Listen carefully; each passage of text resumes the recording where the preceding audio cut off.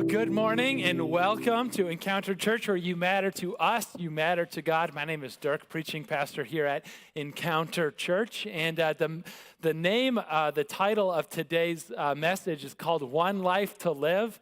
And the reason why it is that is because I'm a huge fan of low-budget daytime soap operas. No. I hope you don't believe that. That's not true. I didn't know. I thought it was a catchy title, and I'm like, yeah, that's pretty memorable. You know, like let's call it One Life to Live. And then it wasn't until after our programs were printed and were way too cheap to like redo it, and it wasn't until after everything was finalized when some staff members who are now on vacation said, you know, that's the name of a TV show that's literally been running for 43 years. Nothing new under the sun at all. Well, anyway, the reason why I thought it was a catchy title to call today is because a little while ago, my wife was at Hobby Lobby, and a few months later, she came home, and some of you get that, right? Awesome. And she came home with this plaque, with this sign that's now hanging up in our living room. And it's given me a lot to think about over the last little while that we've had it up. It ends with it's a poem. It's the ending of a poem by Mary Oliver that says, "Tell me, what do you plan to do with this one wild and precious life?" And I thought that's such a good question. And it's just kind of in front of my face all the time, right? Tell me. Like, what is it that you plan to do with your one wild and precious life? And today we're going to open up the Bible, and today we're going to go to a story where I think Jesus is going to show us how we can best spend, how we can best live our one wild and precious life. But before we do that, I just want to admit that this story, in a lot of ways, is so scandalous. In a lot of ways, it is so kind of earth-shattering and paradigm-moving and perspective-changing that we just have to almost move into this thing by preparing ourselves to see the world an entirely new way. I think the best way to describe it is the way that Dallas Willard does in his book, The Divine Conspiracy. And he shares the story about just this perspective shifting. And he said there was a fighter jet pilot who was practicing these complex combat maneuvers. And she found herself twisting and turning all the way around. And at the end, as she's pulling out of it, as she should just be pulling up, straight up abruptly into the air, what actually ends up happening is that she flew straight down and crashed into the earth below at almost exactly a 90-degree angle. And analysts were putting this whole thing together and afterwards and asking the question, how is it that such an experienced pilot would drive herself so focused, so clearly into the ground? And the best that they could come up with was, as a result of all of the complex combat maneuvers, she was so disoriented that coming out of it, she thought she was pulling straight up when actually she was upside down coming out of it. And what she thought was up was actually flying straight down into the ground.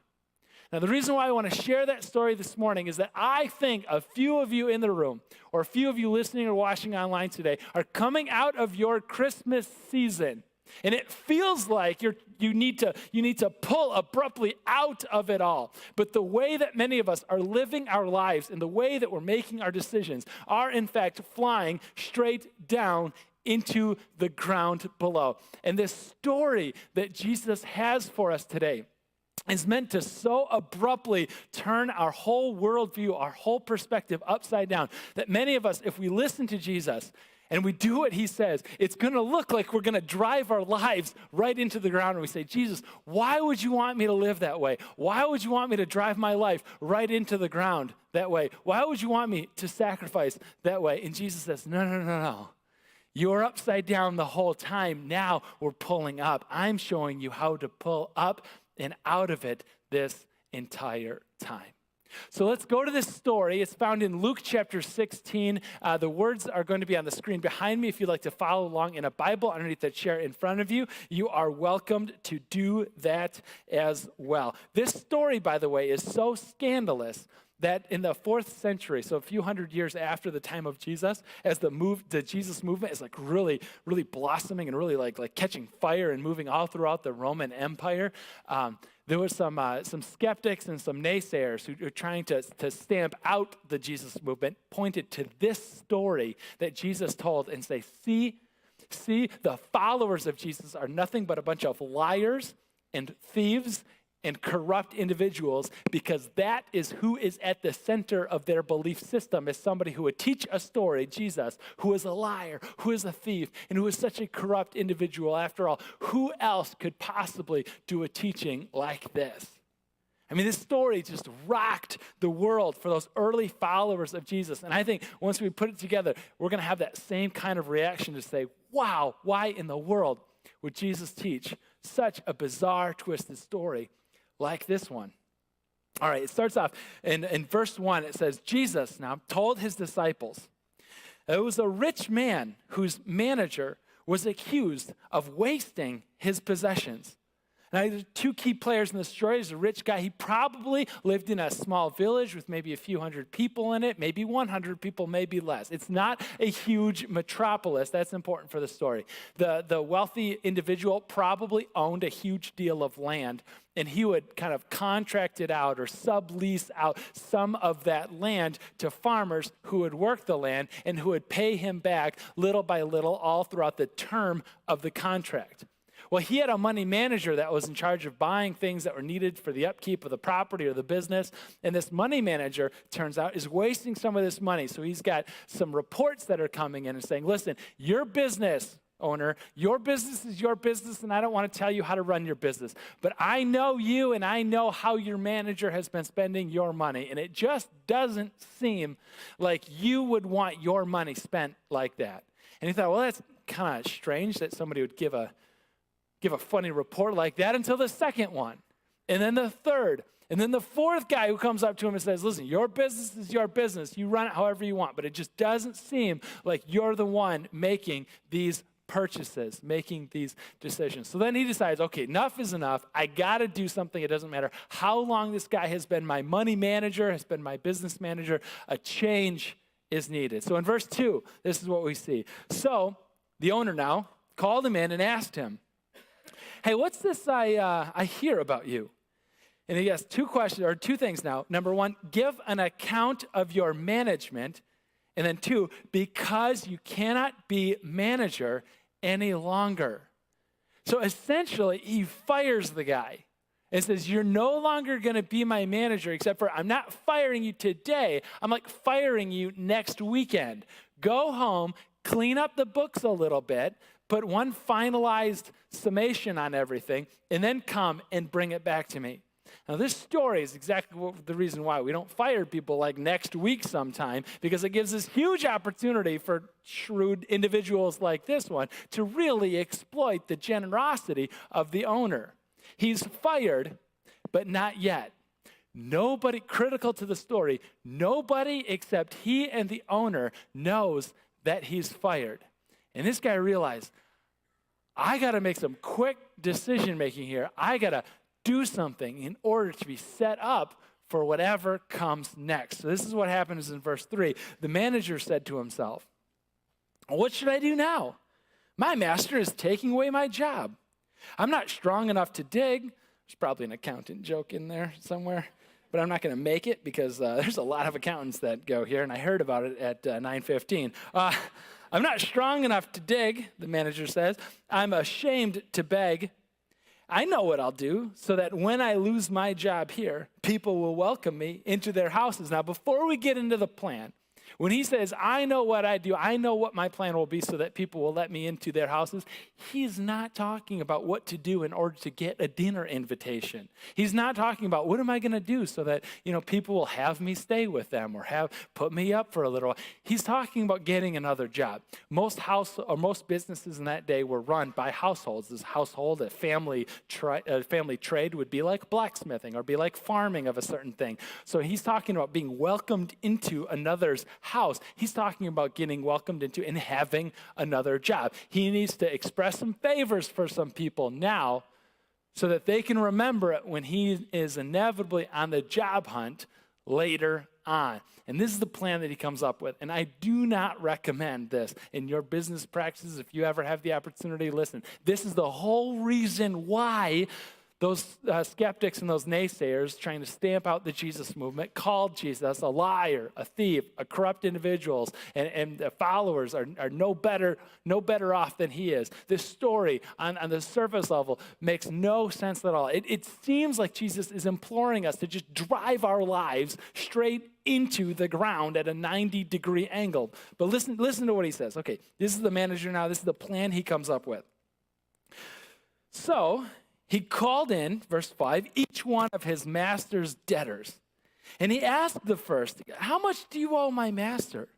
Verse 6, 900 gallons of olive oil, which is a lot of olive oil, he replied. The manager told him, take your bill, sit down quickly, and make it 450. Now that's just substantial savings. And if you might be asking yourself, like, where in the world would anybody come up with something like 900 gallons of olive oil? I mean, that's a massive amount. Well, again, it probably wasn't the case that it would be paid all at once from 1 year's crop. I mean, they probably didn't have the technology to haul in that much on a little farm like this. But instead, it was probably the case that this was the entire sum total, the outstanding balance of the lease for however long the term was that he would be renting this property or purchasing this property from the owner. It's like going into getting a small business loan for about $1 million to start this thing off right. And then you sit down with one of the bankers one time, one of the lower level people, not the one whose money it is necessarily, but you sit down and the guy says, hey, instead of giving me $1 million, instead of paying $1 million a little bit over a long period of time, why don't you put in $500,000? And it's like, whoa, you're basically gifting me half of the startup cost of this business.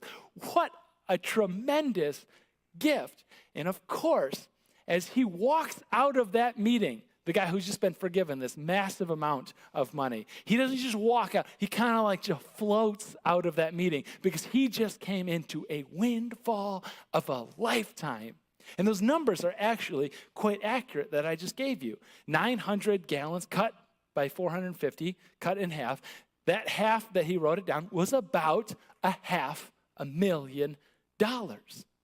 Incredible. And of course, it's never a bad thing to be the guy, the messenger who's bringing the good news like that. It's like the guy who shows up on the doorstep with the big novelty size cardboard check from Publishers Clearinghouse holding the balloons.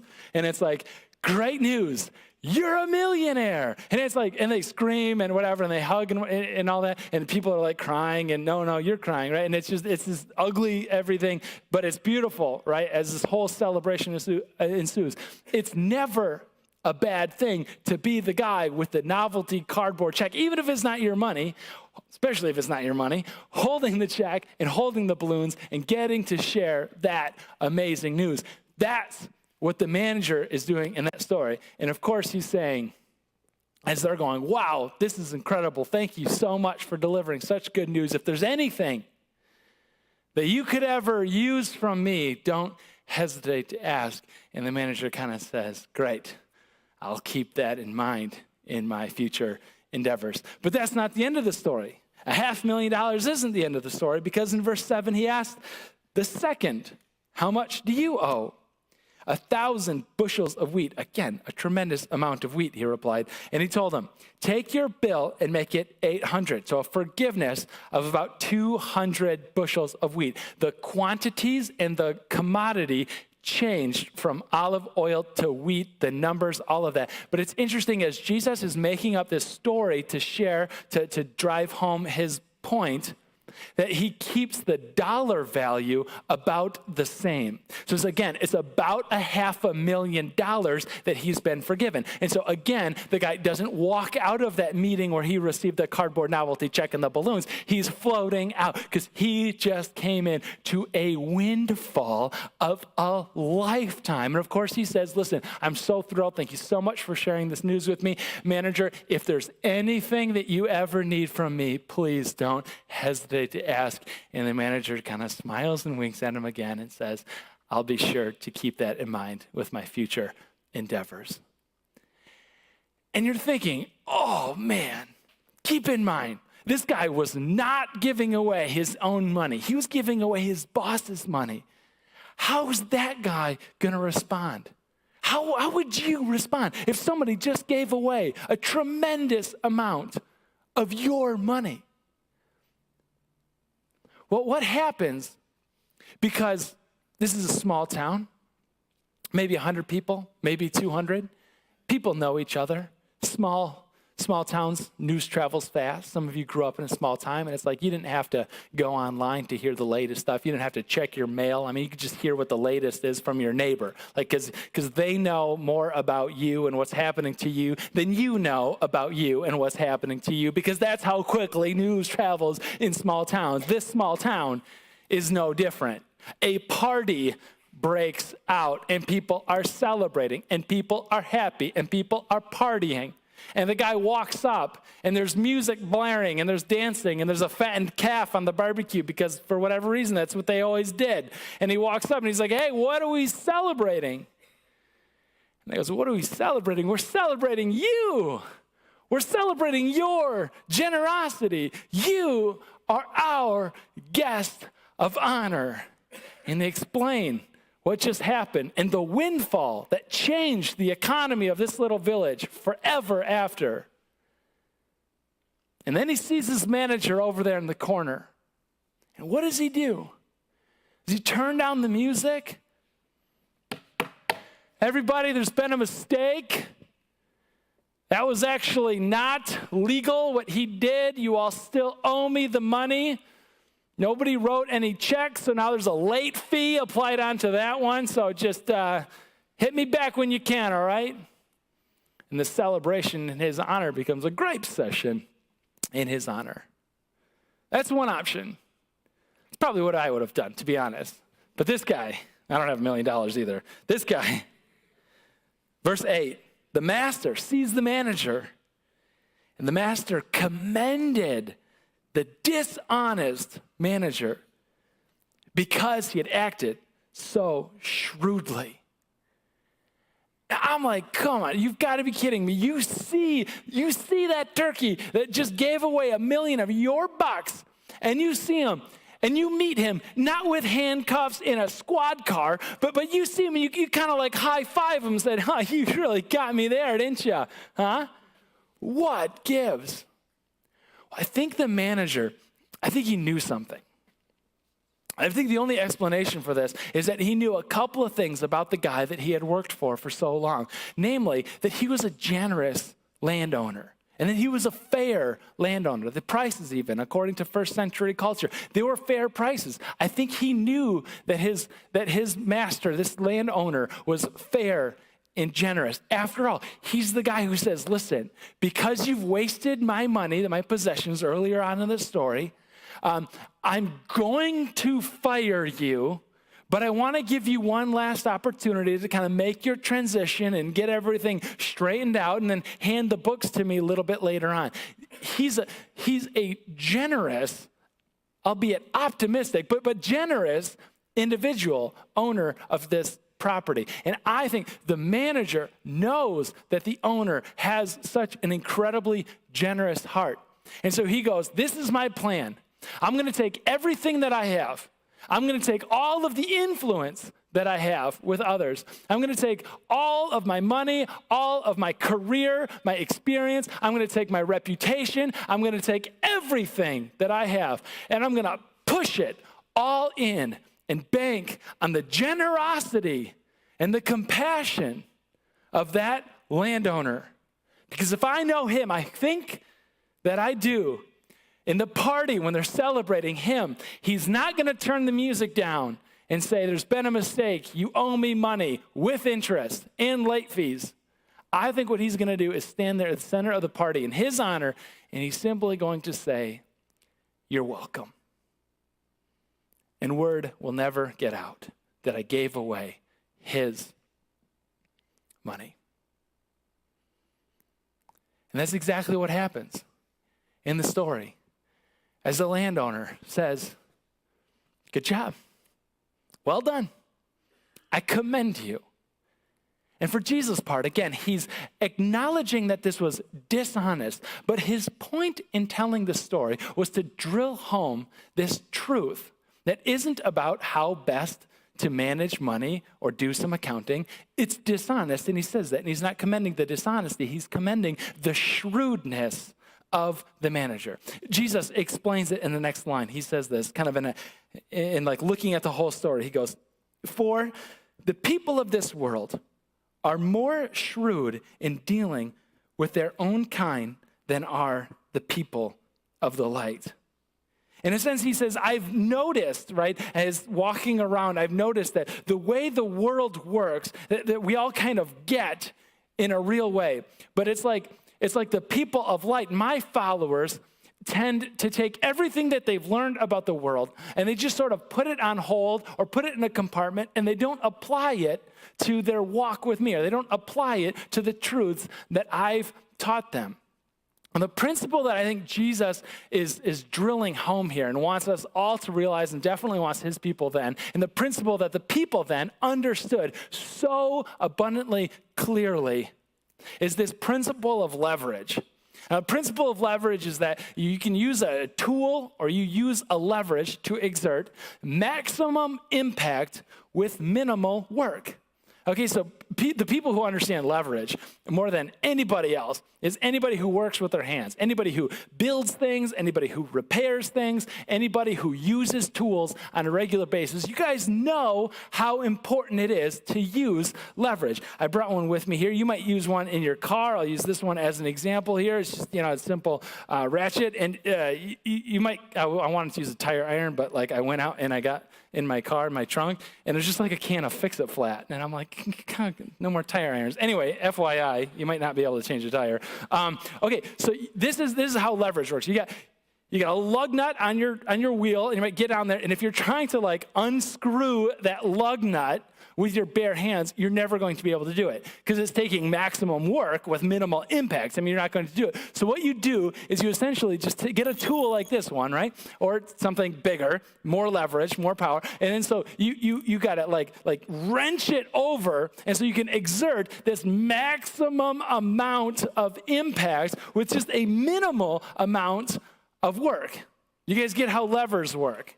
All right, it's a science lesson, seeing some nods. Like, yeah, okay, Google like how levers work. You can kind of figure that one out. Jesus is talking about leverage here. People that understand this in the financial world, people who are good with money, they get how leverage works. You buy not high when things are red hot or things are expensive. If you want to sell in the short term, you got to buy low and sell. Like 4 of you got that. Find somebody else to handle your money who understands leverage, right? Buy low and sell high. That's how leverage works. Maximum impact with minimal effort. And Jesus is saying, like, everybody, so you guys get this so much, and it's just so prevalent and so common in the world around you. But yet, when it comes to this spiritual sense, and Jesus says, the truths that I taught to you about the here and now and about the eternity afterwards, it's almost like you've just totally forgotten this universal principle of leverage and the tools that you have available to you. Jesus finishes it off and he says, this is the tools. I tell you, in verse 9, this is your tool. Use worldly wealth to gain friends, so that when it's gone, you'll be welcomed to eternal dwellings.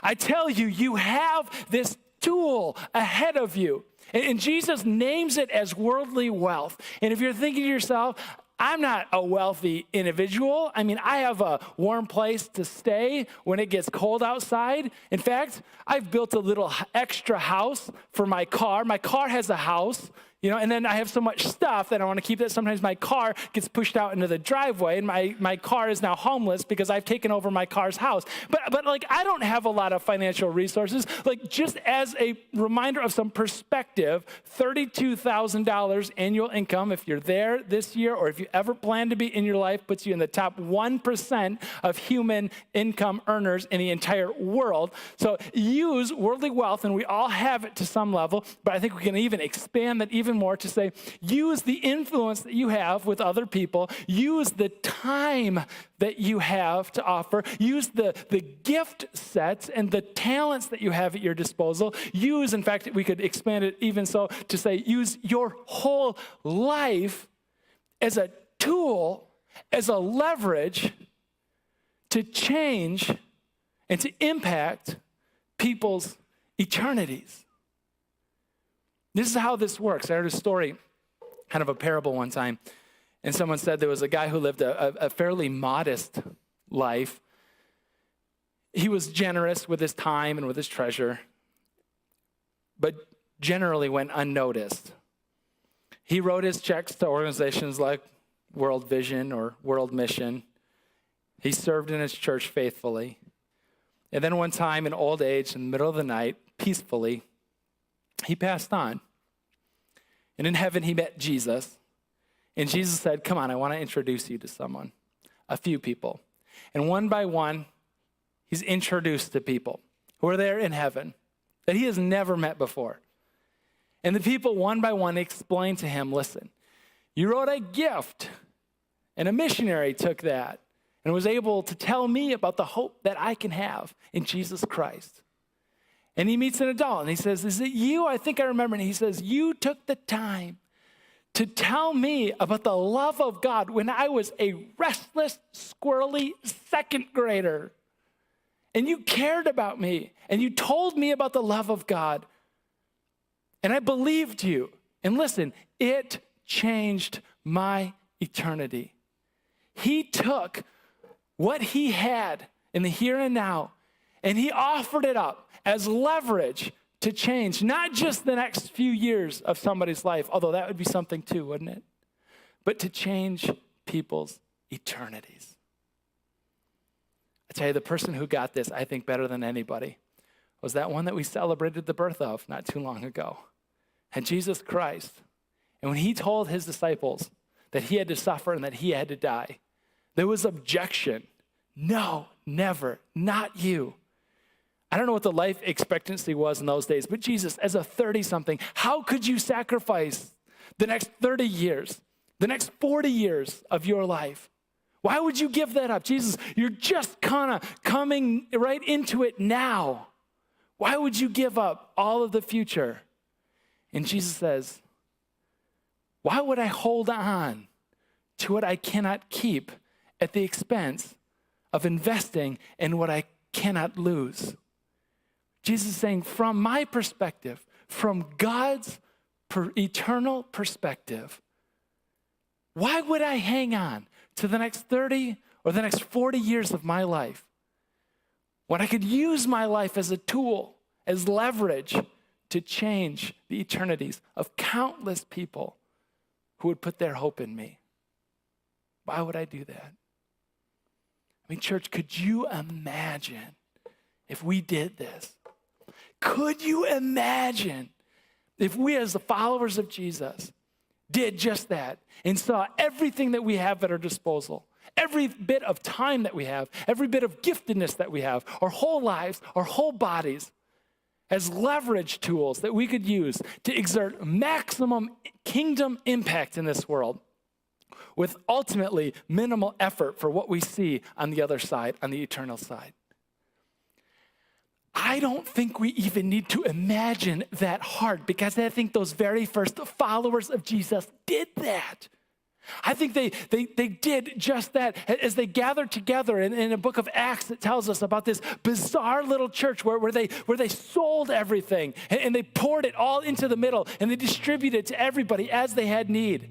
And they said, what we have right now is so fleeting and so short. Why would we hold on to it when moth and rust are going to destroy it anyway? Why would we hold on to what we can't keep at the expense of investing in the kingdom, at the expense of investing in what cannot ever be taken away. And as I said before, it was enough to change the world. It was enough so that in a few short 100 years, this Jesus movement had taken such root that it was now being talked about as the official worldview of the Roman Empire. That's the significance and the power of this leverage point that Jesus is talking about. And I know that we are a little bit away from being that Acts 2 kind of church. But I also see God moving here and stirring us here. And I also see these glimpses of it and these visions of it. Now, granted, I have a blessed vantage point where I get to hear so many stories and I get to be a part of that incredible life change of God. And so I just want to share some with all of you and to say, church, 2018, this is a good time to pause and reflect on the past as we get ready for the future. 2018, we got to tell more kids about the love of God than we've ever have before. 283 different kids checked into our ministry, and we got to tell them about Jesus. 376 different people registered for a small group to do life together. 59 new people signed up and said, I want to partner with this church to bring heaven to earth. 24 people showed the world that they've been raised with Christ through adult baptism. 32 people made a new or renewed commitment to patterning their lives around Jesus in 2018. And we are so incredibly blessed as we together pour in our time, pour in our giftedness, our talents, pour in our treasure in 2019. And we see how God takes our tools and changes the world. I want to end in that same way that we started off with Mary Oliver writing the poem Summer Day. And she's walking through a field and she's soaking up the natural beauty of it all. And at the same time, she knows how short it is. And she picks up a grasshopper and she wonders who made the grasshopper. Not grasshoppers, but this grasshopper. And holding it in her hand, she asks that question, doesn't everything die at last and too soon? Question, tell me, what is it that you plan to do with your one wild and precious life? I invite you to stand up and let's pray together. Ask for his guidance. Our gracious God, what would you have us do with our one wild and precious life? How would we spend it? How would we spend our time? What would our budgets look like? What would we make time for? What would we read? What would we watch? God, give us the courage this week and in 2019 to ask you more often, God, how would you have us spend this one wild and precious life? Jesus, it's in your name we pray.